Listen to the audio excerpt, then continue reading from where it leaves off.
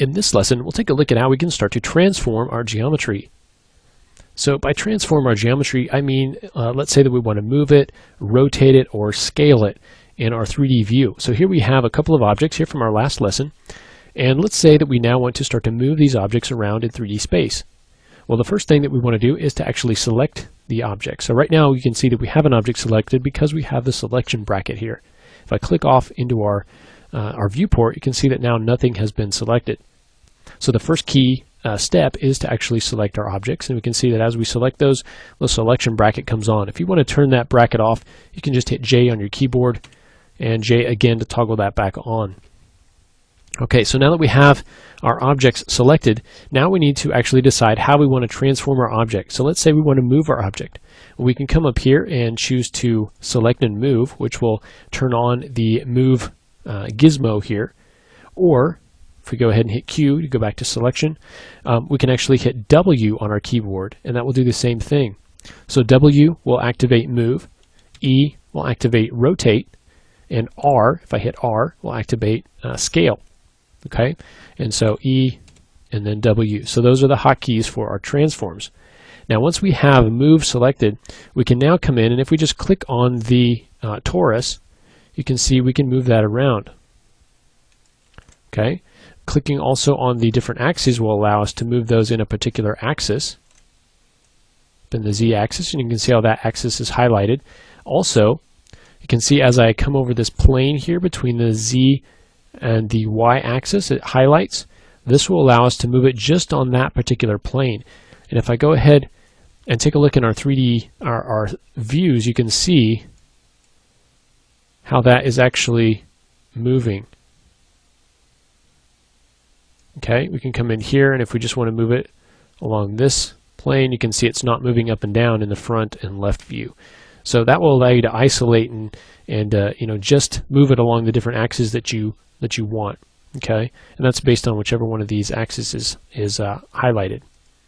Okay, now when you're done moving, if we click off of our object here, we're still in move mode. So if I were to go ahead and select the circle, I can just click and drag that around. Okay, so just keep that in mind. Sometimes you can accidentally start moving things around when in reality you just want to select something. So when you're done moving, you can go ahead and just hit Q on your keyboard, and you'll go back to regular selection and won't have to worry about moving anything around. If we'd like to rotate, we'll go ahead and just go to rotate, and you can see we have another gizmo here. We can select the different axes here, go to our X axis, come around here, and rotate our object. Rotating in the middle, we can just rotate this sort of free form. Okay, if we want to rotate that and then we want to move it, we'll just hit W, move that up and over. Okay, and then if you want to do the same thing here, we can just use our combination of our keys to move that around, rotate it around, so forth. Scaling will work the same way, so we'll hit R on our keyboard, and here you can see that we have again a gizmo that looks a little bit different. So I can grab one of the axis handles and pull that out, and that'll scale that out. Okay, we can also just scale it in a particular plane, or we can scale it overall. And so you just go by how that particular portion of the gizmo is highlighted, and that will let you know how that's actually going to be transformed. Now, another thing that we can look at here is that if we go up to, let's say, our select and move, and we right click on this, this will give us some absolute world values for our move values here. So if I zero this out, we can move that back into position. If we go ahead and right click on our rotation, you can see that we have those values in here. We can zero those back out as well. If you want to take the sphere and sort of do the same thing, okay, you can zero that out as well. And again, for the scaling, this is going to be based on 100% instead of 0, and so you can change that. So that will allow you to zero all of your transform values back if you want to. Okay, so just keep that in mind when you're transforming your geometry. Work with the hotkeys, the Q, W, E, R, T, and that will allow you to move and rotate and scale your different objects.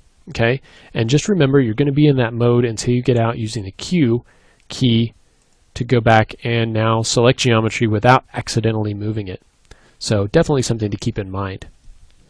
Okay, so now that we can create geometry and we can transform geometry, let's next look at different ways of viewing our geometry. So there are some different filters and things that we can use to view our geometry differently here in our 3D views, and we'll take a look at those in the next lesson.